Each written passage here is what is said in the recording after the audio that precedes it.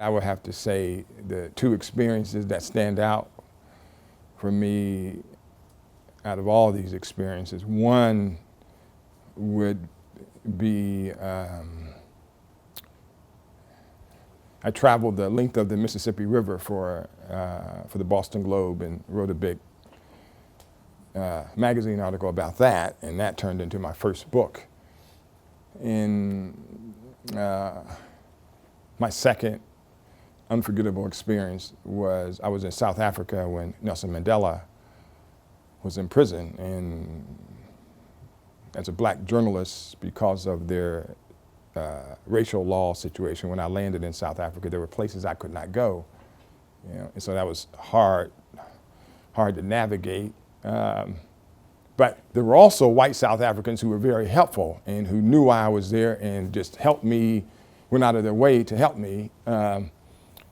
But about 2 weeks into my journey there, word filtered out that the great Nelson Mandela, who had been in prison for 27 years for fighting for freedom for South Africa's blacks, that he was going to be released from prison on either a Tuesday or Wednesday or Thursday outside of this prison, and as journalists, we could stand across the street. I remember the first morning, I think it was Tuesday or maybe Wednesday. But anyway, it was a line of journalists standing across the street expecting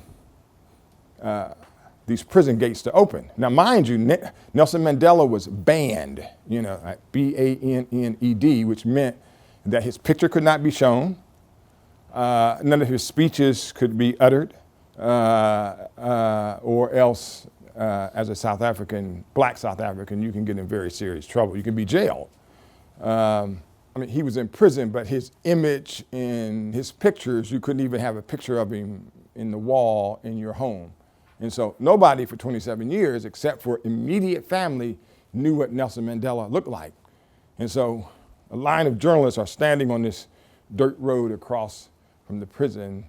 And that morning, the gates, they creakily open, slow, and make a lot of noise, Now this is a freedom fighter who came within days of being hung by the neck until his sentence, his hanging sentence was stayed, and he was just sentenced to all these years in prison. And he very easily could have died any day.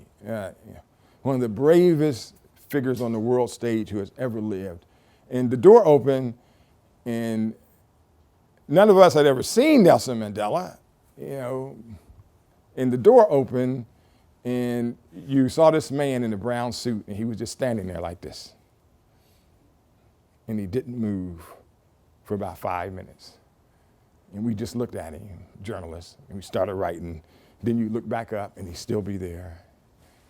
And we just cried. It was just so emotional. 27 years because he believed in freedom. And his own country locked him up, much like what happened in America to Martin Luther King Jr. and others who were arrested fighting for freedom. So it's a very astonishing story to be over in South Africa. You see world history changing.